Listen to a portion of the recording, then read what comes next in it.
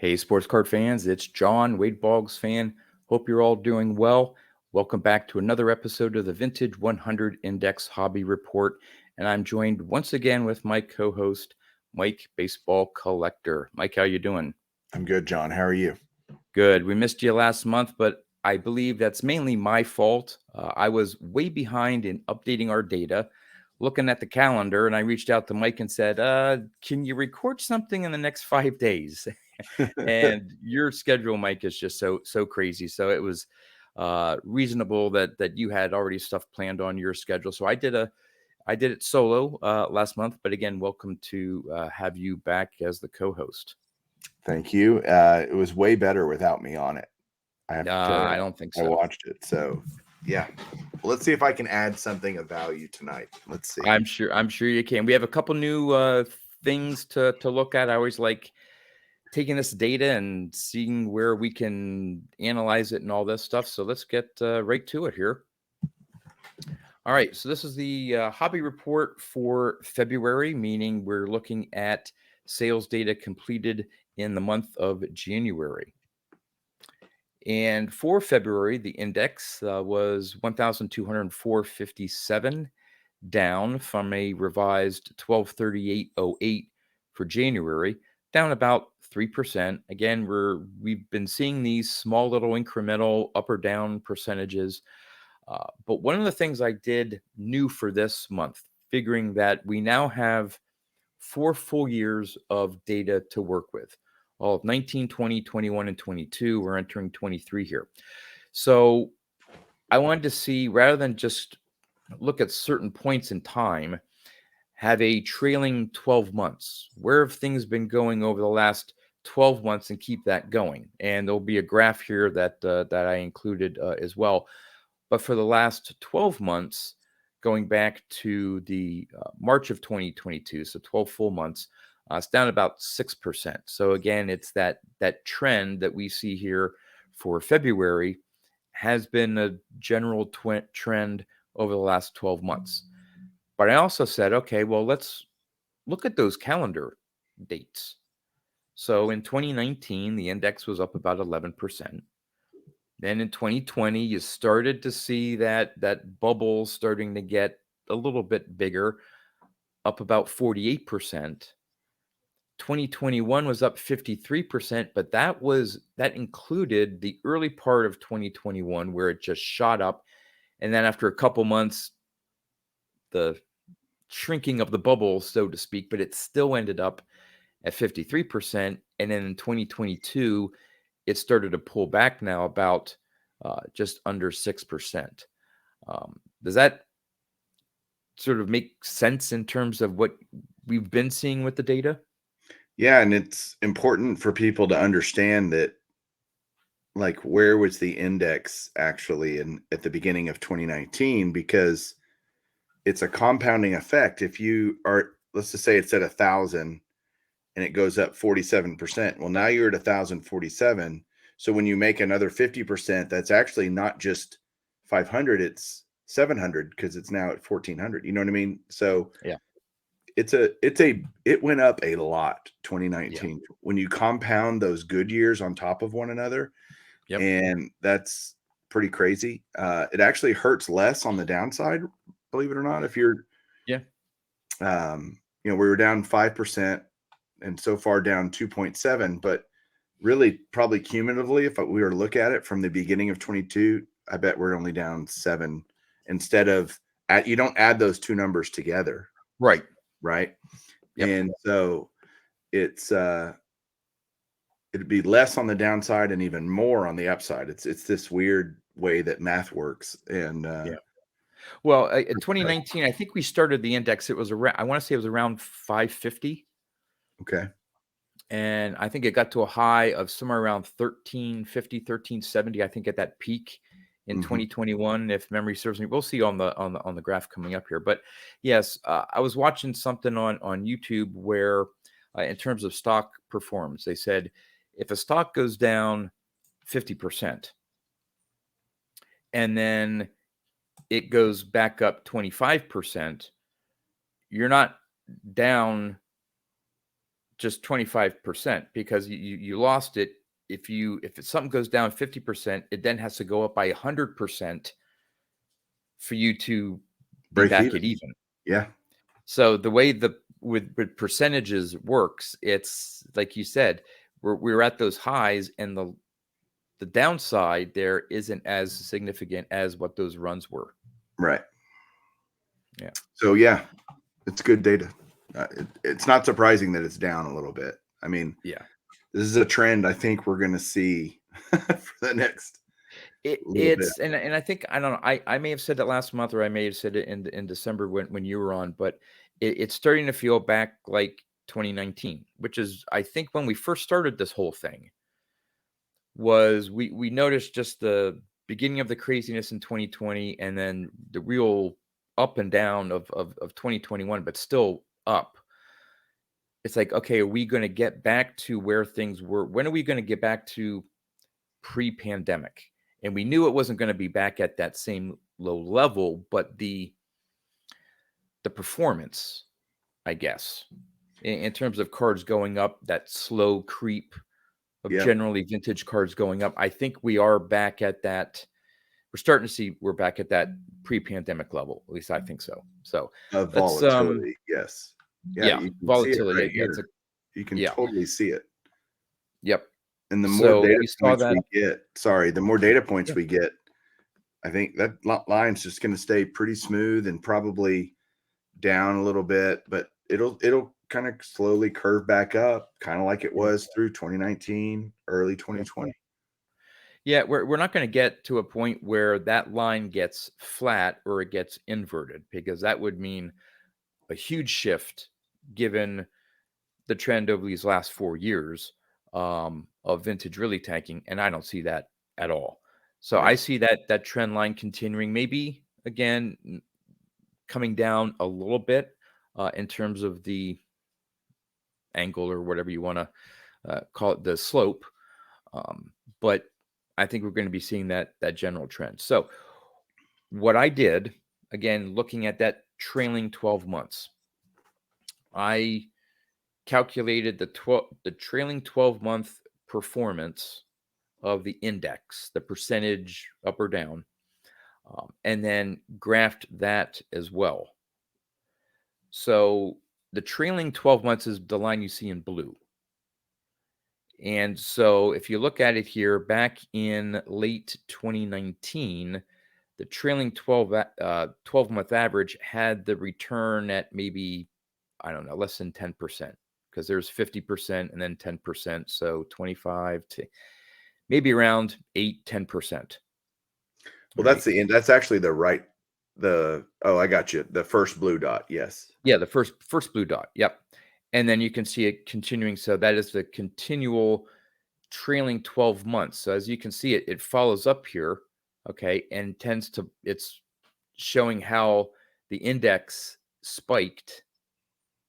And then now you're seeing the 12-month performance being pulled down. So that pulling down of the blue line there, the trailing 12 months, you can see we're getting back to that less volatile, but still generally trailing down. So here we're in the negative. So below that line, the trailing 12 months then started to go down. Right. And that's again where you saw this. Now, it's not a leading indicator. I think that's the correct term in terms of stocks. It's not a leading indicator. It's just showing what the trend has been. So I don't think we can use this and necessarily predict what the next 12 months are, Yeah. but it's, I don't know. I again, just playing with the numbers, I thought it was interesting how um, this steep line here for the trailing 12 months sort of showed the index then again getting back to this less volatile in a range of certain percentages over the last year, maybe year and a half. Well, that big dip, it's a lagging indicator, so it Yeah. tells you what happened in the past, and that big dip going to negative is actually a reflection of what happened between the peak and that little baby trough there Yeah. in about What, in the July. middle of right there? Yeah. Yep. that's capturing all of that later because it's looking back 12 months, right? So Yep. you see that reflected, and it's significant because it was a big a big downturn, and you're seeing that negative return. You're right; it's not a predictive measure at all. Yeah. It's just how long will that stay where the trailing 12 is a negative number, Yeah. right? And if now I did a trailing 12 months. If you went to a trailing 9 months or 6 months or 3 months, I think you'd see it would be just truncated more, and you'd see more of that dip there that happened in No doubt. was it April 21 down there, and it would the graph would look a little bit, but it would still be showing um that pull Yep. from the high there in 21. And if you see the trend line, that's going the opposite of what the index is. Right. So I'm not sure if you with this trend line going down, but the overall index trend line going up, maybe that explains the sort of the less volatile period that we've been seeing. Yeah. I mean, Yeah. the trend line on the upside is that slope can every month as we continue to add data is getting less and less steep, right? It's Hmm. flattening out Yeah. every month. Uh, it'll be interesting to see. Like you said, I don't think it'll go inverted where it flips the other way like this one. Yeah. But yeah, okay. Enough on that. I'm sorry. Yep. Yep. No, no, no. That's good. All right, we'll get into the decades quick here. We've been doing this for a while. I won't. There's nothing really substantial here, but there's one thing I do want to point out later on here. We have the 40s essentially unchanged, trailing 12 months up about 10%. So that's 40s have been performing rather well. You didn't see them reach some super highs there in 21. Um, but so there we have the 40s, the 1950s. That's where you see those big cards from the 50s just shoot up in value and then have come back down about 3% for January, trailing 12 months down about 7%. Again, in terms of dollar value, we're talking about average prices here. There's some ups, there are some downs. Actually, I do want to talk about the 50s in a little bit more detail later on because that drop of about 3% for actually that should be February there. I forgot to change that. That's February's change. We are looking at January data here. So um, down about 3%. And for the 60s, trailing 12 month down about 14%. And the 70s down about 12%. You know what? I'm wondering if I didn't update those values. I think I did it for yeah, you know what? I'm those numbers, those trailing and the changes may not be ultimately correct, although we did see some downward trend there. So here's the combined totals for the decades. Again, you can still see that the 50s are the dominant. What's interesting is you see the 1940s. It's starting to mirror the index itself, which means again average price. Right. So what that's saying is the cards from the 60s and 70s are pretty much pulling the 50s down and really averaging out what cards from the 40s go for. So Exactly. I'm not sure if the 40s whatever. I don't think they ever. Well, there's in middle 22. I think maybe the 1940s index just slid right above the index itself. There, that almost made it there toward the fall of 2022. But it'll be interesting to see if the 40s ever consistently outperform. And if you that may not be the right word. The index itself. Um, we'll see. I gotcha. All right. So monthly changes versus index. I've been doing this for a while. Still not sure whether I'm going to continue doing this. We'll see what the information brings. But again, I take a look at for this month in February, how many of the 100 cards went up, how many went down, how many were unchanged. And again, from month to month, they're not the same cards. So we're not looking at the same cards. It's just which ones there were in February. 38 cards that went up, 36 cards went down, and 26 cards were unchanged. And again, that's on a month-over-month basis, just so. It's just a month-over-month basis. And, it looks like, generally speaking, since January of last year, the number of cards that have gone unchanged has gone up a little bit. But there's been some mixing back and forth between whether more cards went up or more cards went down for a given month. Yet, the index itself, if you look again, just from the beginning of 2022, generally speaking, the index has been going down slightly. But there have been several months in the green here where there have been more cards that have gone up than down. But it depends on which card. Like if a $20 card is up, Yes. it Yes. matters. That's $2,000 card being up. Yeah. exactly. And that, I think, leads into, I think maybe, I'm not sure if we're going to get to it yet, but analyzing for this month alone the cards from the 1950s. And it proves your point right there, Mike, that, yeah, a card could go up $2,000 and 3 cards could go down $500 each. And now then you have, it all depends on which card and how much up or down those cards have gone.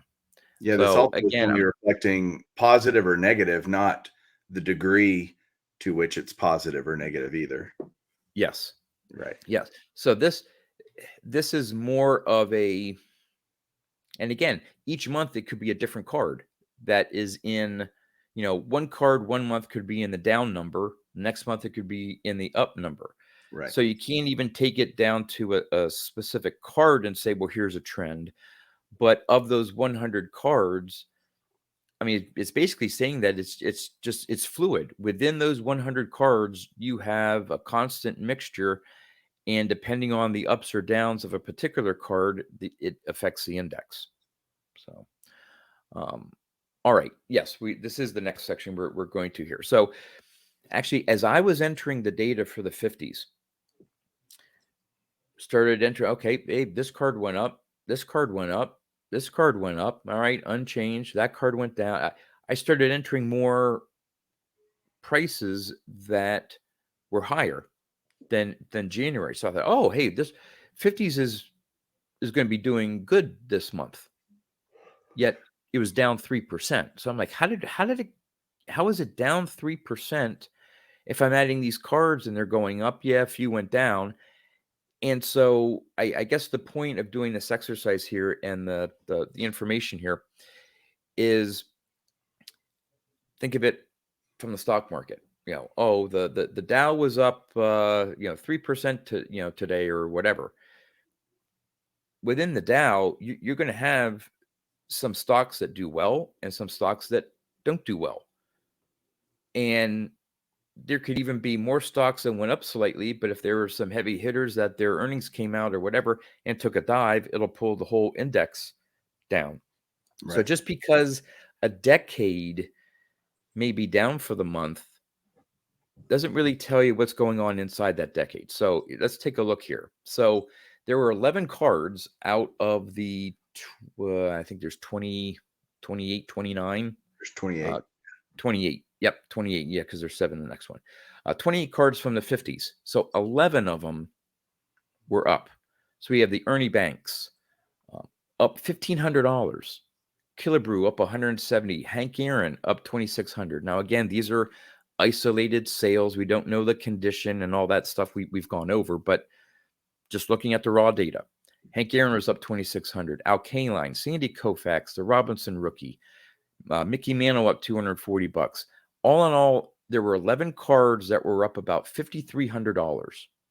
And you can see the various percentage changes, but the percentage isn't necessarily relevant necessarily in this case. So again, if you're looking at that, you're going, hey, okay, why is the 50s down?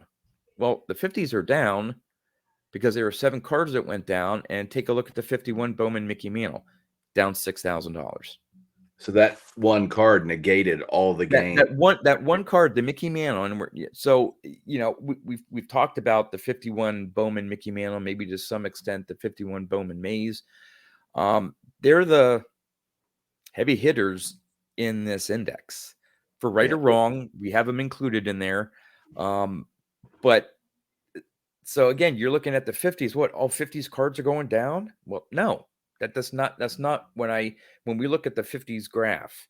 The fact they went down maybe 4% doesn't mean all the cards in the 50s are down each 4%. Right. You had 11 cards going up, 7 cards going down, and the other biggest one was the Whitey Ford, down almost $1,200. Other than that, I mean, look at Brooks Robinson went down a little bit, but now we're talking about less than $50 to the other one. So you got 3 cards out of the 28 that went down that pulled it down. So the summary here, and the thing to as a takeaway, 11 cards went up by about $5,300.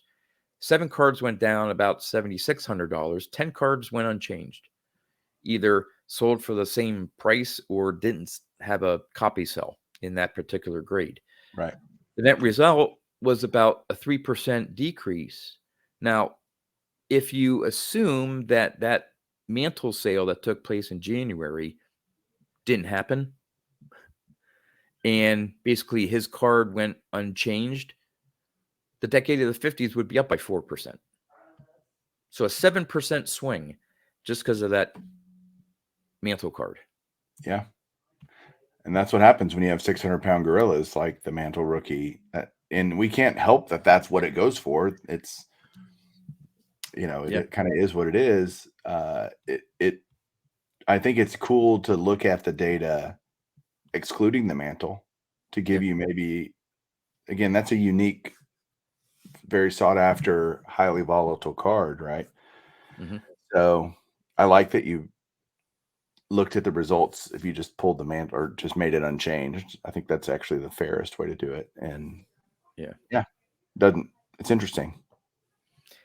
Yeah. So again, as people that are watching this, looking at the different decades, again, just keep in mind that again, we're looking at a small set, 100 cards, but even within those decades, don't jump to a conclusion of, oh, geez, are you saying that the 50s cards are down?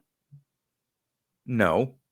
There were maybe 1 or 2 that were down significantly for that month that brought the others down for the cumulative decade.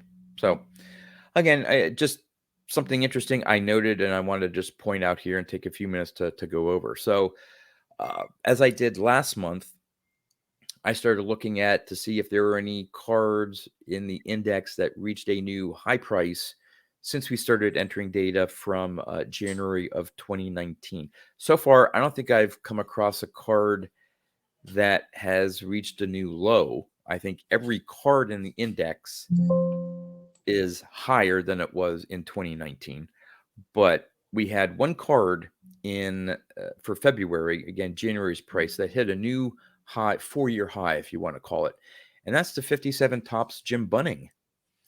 The previous high was $199.99. There were some buy it nows. There was one sold toward the end of 2021 and one sold back in, it would have been December or last month's report. But for February, the new high is $213.75.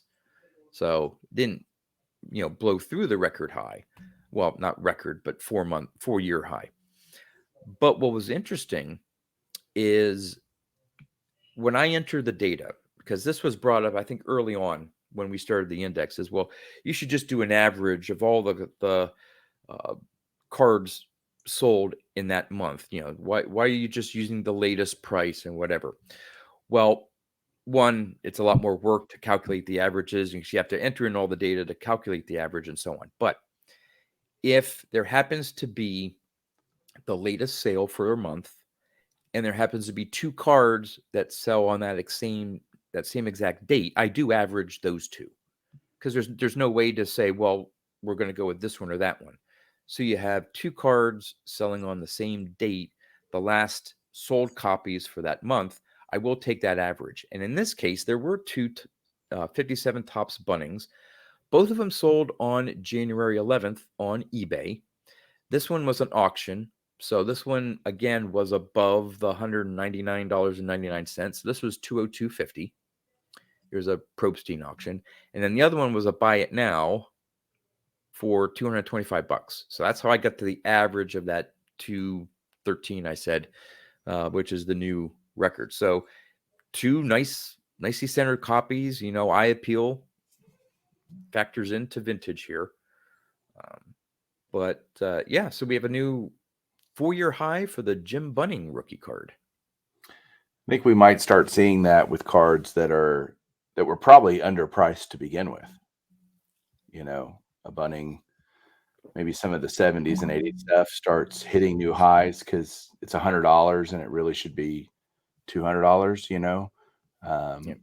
That wouldn't shock me if we started seeing that, just because people are going to start gravitating. Okay, I'm still can't, especially when the economy continues to stay bad and people are going to be looking for, oh, well, I still need these other cards. I'll go buy them now, Right. and that'll increase demand instead of the big boys, Looking for bargains out there. And I think over the last few months, one card I think has gone up a little bit is the Johnny Bench rookie.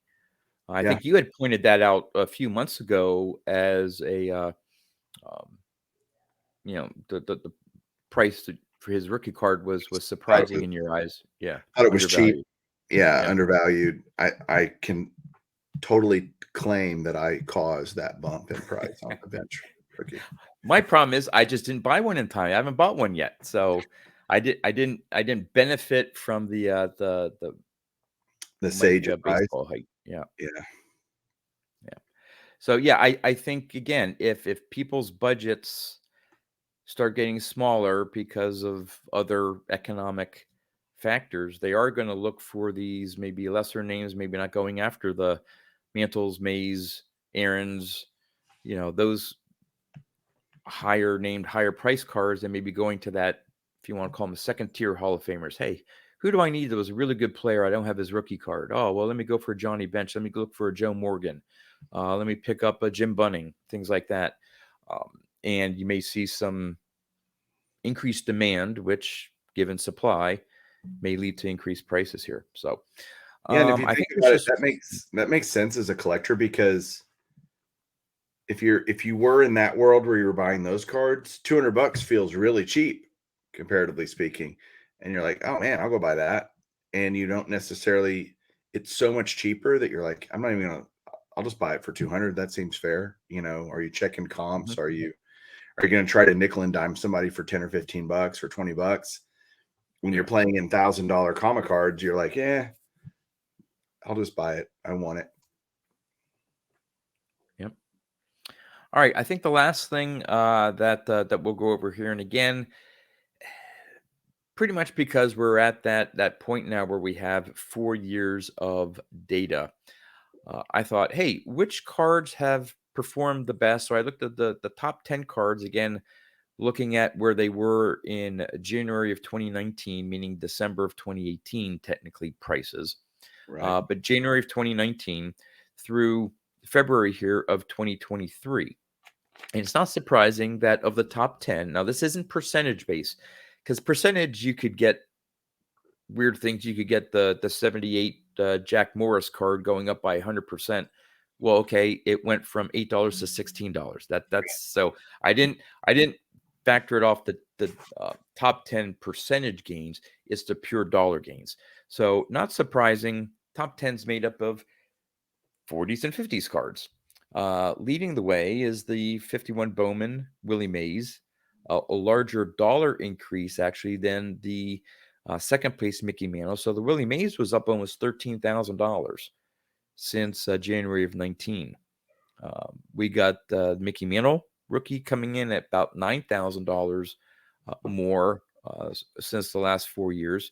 Hank Aaron, you got the Jackie Robinson, 49 Bowman, you got Eddie Matthews, Ernie Banks, Satchel Paige. Now that Ted Williams there in 7th place, that's due to that one oddball sale. We talked about it a couple months ago where luckily there were actually 2 sales that day where I could average it, or that one. I still can't understand why someone paid that much for that card compared to all the other cards out there. It didn't look any nicer than others, but it's a recorded sale. So that one vaulted the Ted Williams 50 Bowman into the top 10. You got the Clemente rookie, and then the second mantle that's in the index, the 56. So any surprises there for you in the top 10? Any others that uh, you thought would have made the top 10?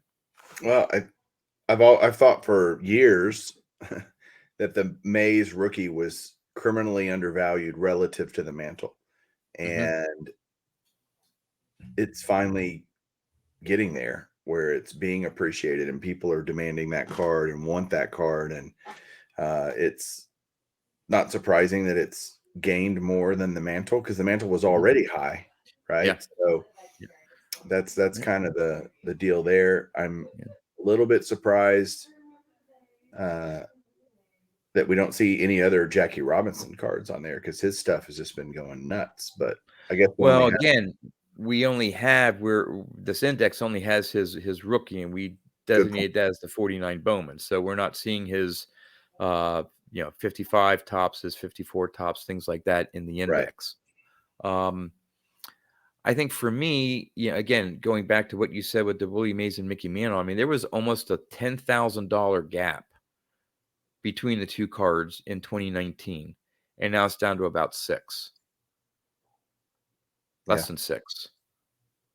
Around 5,000, 5,500. So Yeah. like you said, that gap is shrinking between those two rookie cards there.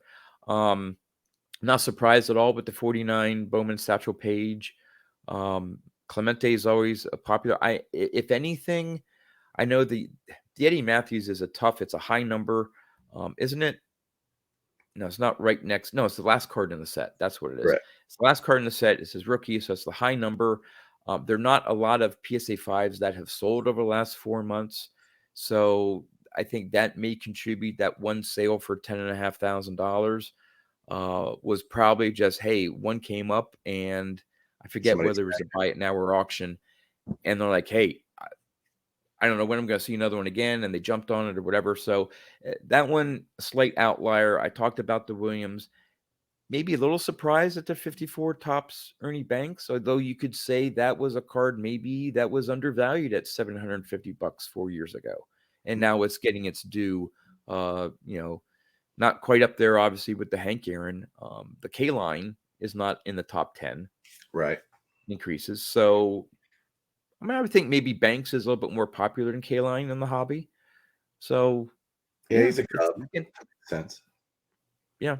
That interesting top 10 there. I just thought again, now that we have 4 years of data, I'm not going to do this every month because some of the stuff probably won't change much in the top 10. But I think that is it for the analysis. So, what do you think overall of the month of February in our long quest here of adding monthly data now we're not doing it for 4 years, but now we have 4 years of data. Yeah, just not a lot of overall change over the last 6 to 12 months. Not surprising. I think we've set a new normal, and it's going to kind of hang there, plus or minus a few percentage points on a month-to-month basis. I think maybe next month you should do the worst performing cards since the very beginning, the top 10 Yeah. worst in dollar value. That would be Yeah, interesting. I that would be doubt any of interesting. them are down. It'd be the ones that are up the least, Right. probably. Yeah, because like I said, I don't think we'll have any that are in the red for that last 4-year period. Right. But yeah, it'll be interesting to see. Um, I bet you're probably, if we're doing it just on the dollar value increase, we're going to get a lot of the 70s, maybe a few 60s in there. But yeah, yep, I can certainly do that. Would be just interesting conversation at least. Obviously, They're not going to be much, large increases, and we'll probably be able to explain why. So, Yeah. um, yeah, good. And of course, I'm always looking at different ways to look at the data because, like you said, it's I'd like to continue doing these, but if we keep seeing the index is basically unchanged, it's unchanged. There's always stuff going on underneath the surface. So again, you have the overall index. It's like small waves, but underneath the water's churning because you got all these cars going up, and that's what hopefully we'll bring out as part of this monthly analysis of all those things that are changing underneath, even though the index itself may not be as volatile now. I think that's a great a good analogy for it. You know, the waves are smooth up here relatively, but underneath the water's churning. I think that's a great visual perspective of what's happening in the card market. You're seeing a lot of swings individually on cards, not necessarily overall, right? Yeah, yeah, Love it. Good stuff. yeah. And I think it's safe to say, as maybe closing here, you still can't say in general that okay, all vintage is going down or vintage is going up based on some anecdotal. Well, I've noticed these couple cards go down, so well that must mean vintage cards are going down, or vice versa. That may not be the case. Maybe for that particular card or player or year or condition, but that doesn't necessarily collate to the vintage era cards in this hobby as a whole. So Yeah, I think it's dangerous to stay narrow to make a large assumption based on a couple of data points. yeah. That's not smart. All right. Hey, as always, we'd love to know what you think of this data. Is there any insight that you want us to show in future episodes? Mike hinted that maybe next month we'll look at the 10 worst performing cards over the last 4 years. If there's some things you'd like to see within individual cards, let us know in the comments, and we can put that in future analysis here. And yeah, I guess with that, that's all we have for you. As always, thanks for watching, and we'll see you next time.